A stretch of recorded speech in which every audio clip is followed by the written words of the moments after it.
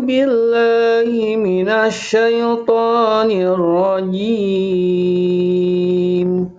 بسم الله الرحمن الرحيم. الحمد لله رب العالمين. الرحمن الرحيم. مالك يوم الدين. إياك نعبد وإياك نستعين. اهدنا الصراط المستقيم. صراط الذين أنعمت عليهم غير المغضوب عليهم ولا الضالين.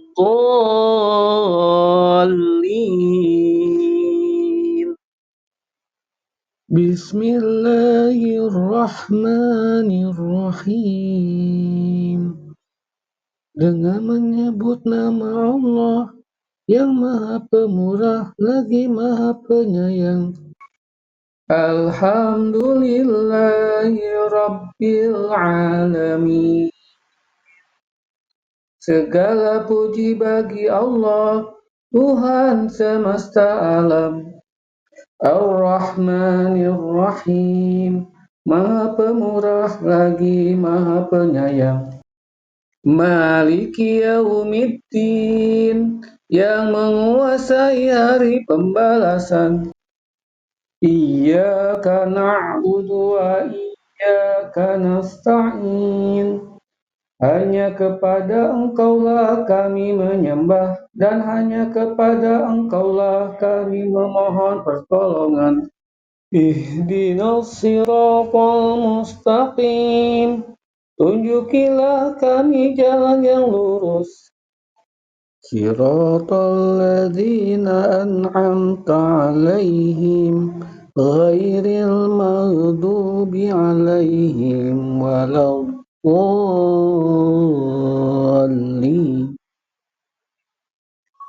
Yaitu jalan orang-orang yang telah Engkau anugerahkan nikmat kepada mereka, bukan jalan mereka yang dimurkai, dan bukan pula jalan mereka yang sesat.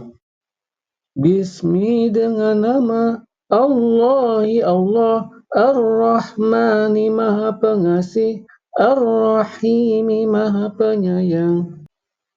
Mengenai ayat Bismillahirrahmanirrahim, ada hilaf perbedaan pendapat di kalangan para ulama menjadi 3 pendapat. Pertama, bahwasanya Bismillah atau Basmalah bukan termasuk ayat dalam surat Al-Fatihah. Pendapat kedua, Basmalah, Bismillahirrahmanirrahim adalah ayat pertama pada semua surat. Ketiga, bahwasanya Basmalah adalah ayat pertama dari surah Al-Fatihah, bukan dari seluruh surat. Dalam Quran, Basmalah ada 2 model. Pertama, ada dalam surah An-Naml, yaitu ketika Sulaiman menulis surat kepada Ratu Balqis. Kata Sulaiman, innahu min Sulaiman wa innahu bismillahirrahmanirrahim. Ini semua ulama sepakat bahwa Basmalah ini adalah ayat Al-Quran. Kedua, Basmalah yang ada di awal surat, di awal Al-Fatihah, ini terjadi khilaf, perbedaan pendapat. Apakah Basmalah ini termasuk Al-Fatihah atau bukan? Kita dianjurkan membaca Basmalah secara umum, segala urusan penting hendaknya dimulai dengan Basmalah. Kata Nabi SAW, seluruh perkara yang penting yang tidak dibuka dengan Basmalah maka terputus. Karena Basmalah adalah kalimat keberkahan. Secara khusus, Basmalah dibaca ketika menyembelih hewan, ketika berwudu, ketika tergincir atau terjatuh, ketika hendak berjima, ketika hendak makan, ketika meruqyah diri, dan ketika membunuh baju dan sebagainya. Alhamdulillah, pujian lillahi bagi Allah, Rabbi Tuhan al-alamin, alam semesta. Alhamdulillah yang dimaksud di sini mencakup seluruh pujian. Alhamdulillah artinya adalah pujian disertai kecintaan. Dan ini mengajarkan kepada kita bahwa ketika kita memuji Allah, harus disertai dengan menumbuhkan kecintaan kepada Allah. Karena hal itu adalah hakikat dari al-hamdu, bahwa Allah satu-satunya zat yang berhak dipuji secara hakiki. Adapun sesuatu yang lain, mereka memiliki kelebihan, tapi tidak berhak dipuji, karena yang memberi kelebihan kepadanya adalah Allah SWT. Allah adalah zat yang memiliki segalanya. Allah dipuji dari sisi nama-namanya. Nama-nama Allah semua terpuji. Allah terpuji dari sisi sifat-sifatnya dan dari sisi perbuatan-perbuatannya. Kita jangan hanya memuji Allah karena Allah sudah memberikan nikmatan, tapi kita tetap memuji Allah saat Allah menetapkan musibah kepada kita. Karena Allah Maha terpuji dari segala sisi. Segala puji adalah milik Allah. Allah adalah Rabb. Rabb artinya adalah pengatur, pencipta, pemilik yang mengurusi seluruh makhluk, benda mati maupun makhluk hidup yang ada di langit, di bumi, dan di antara keduanya. Ar-Rahmani Maha Pengasih, Ar-Rahimi Maha Penyayang. Ar-Rahman menunjukkan besar dan luasnya rahmat Allah. Adapun Ar-Rahim berkaitan dengan bahwa Allah memberikan rahmat tersebut kepada seluruh makhluk-makhluknya sesuai dengan kadar yang Allah kehendaki. Jadi, Ar-Rahman berkaitan dengan sifat yang ada pada diri Allah. Sedangkan Ar-Rahim berkaitan dengan sampainya sifat rahmat Allah tersebut kepada makhluknya. Dengan Maha Pengasihnya, Allah menyampaikan rahmat tersebut kepada seluruh makhluknya. Ada rahmat yang sifatnya umum, yang Allah berikan kepada seluruh makhluknya. Tapi ada juga rahmat yang bersifat khusus, yang Allah hanya berikan kepada orang-orang yang soleh, orang-orang yang beriman. Nama Ar-Rahman hanya khusus buat Allah. Tidak boleh ada makhluk yang menggunakan nama Ar-Rahman. Karena makna Ar-Rahman ini mengandung rahmat yang luar biasa besarnya.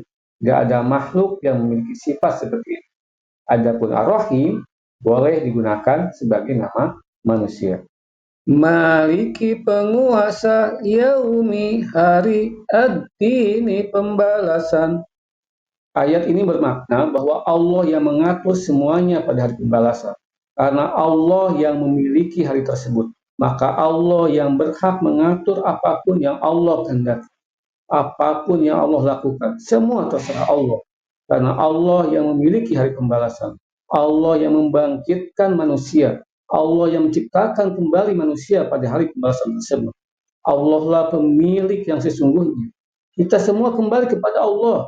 Di dunia kita semua milik Allah. Di hari pembalasan pun kita juga milik Allah. Pada hari pembalasan, tidak ada satupun saja dunia yang berani ngaku raja. Kata Allah, Anal Malik, Ainal Mulkul Ar. Aku adalah sang raja. Mana raja-raja dunia? Pada hari itu, raja-raja dunia dibangkitkan sama dengan manusia lainnya. Semua atribut raja ditanggalkan. Semua baju kemewahan ditanggalkan. Semua dibangkitkan tanpa pakaian, tanpa alas kaki. Semua atribut ditanggalkan. Karena Allah satu-satunya raja pada hari.